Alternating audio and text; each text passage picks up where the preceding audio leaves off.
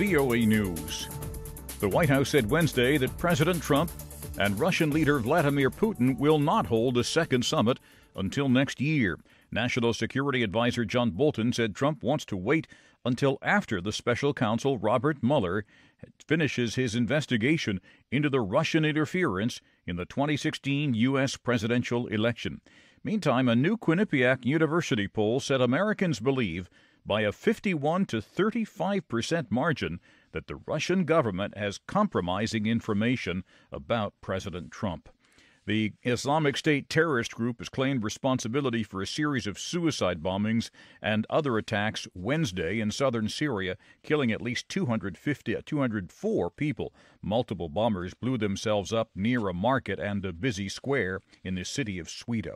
President Trump and leaders of the European Union have announced a path forward on trade.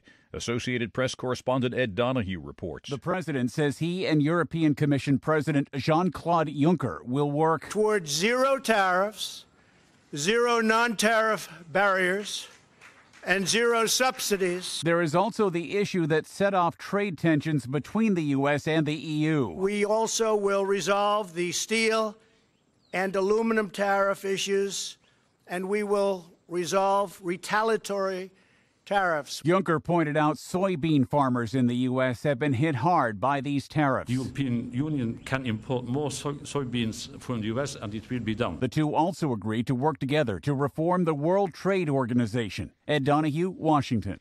The U.S. and EU presidents met at the White House today for nearly 3 hours. The two partners are responsible for half of global commerce. This is VOA News. President Trump is criticizing China about trade.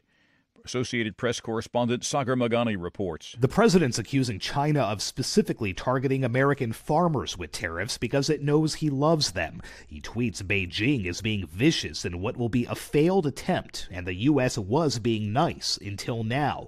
He'd already threatened to put tariffs on up to $500 billion in Chinese imports, which would dramatically boost the trade dispute between the world's biggest economies. Sagar Magani, Washington. At least 15 officials at a Chinese drug manufacturer have been detained as part of an investigation that it produced false records involving its rabies vaccine.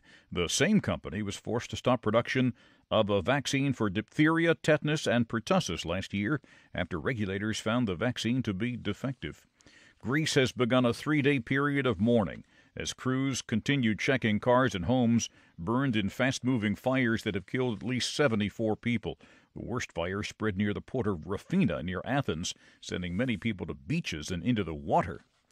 In a new warning, the UN's World Meteorological Organization says the world is becoming increasingly vulnerable to the impact of climate change. Correspondent Lisa Schlein reports for VOA from WMO headquarters in Geneva. Parts of the world are feeling the strain of record-breaking heat waves, drought, devastating floods, and raging wildfires. They are having a widespread impact on human health, agriculture, ecosystems, and infrastructure.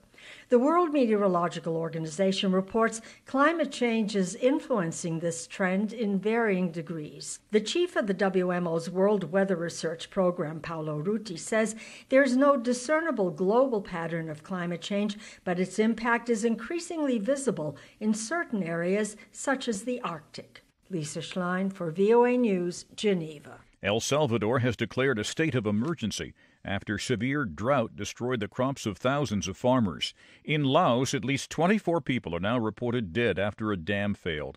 Thousands have been left homeless and hundreds more are missing after the breach released as much as 5 billion cubic meters of water throughout the province of Atapu.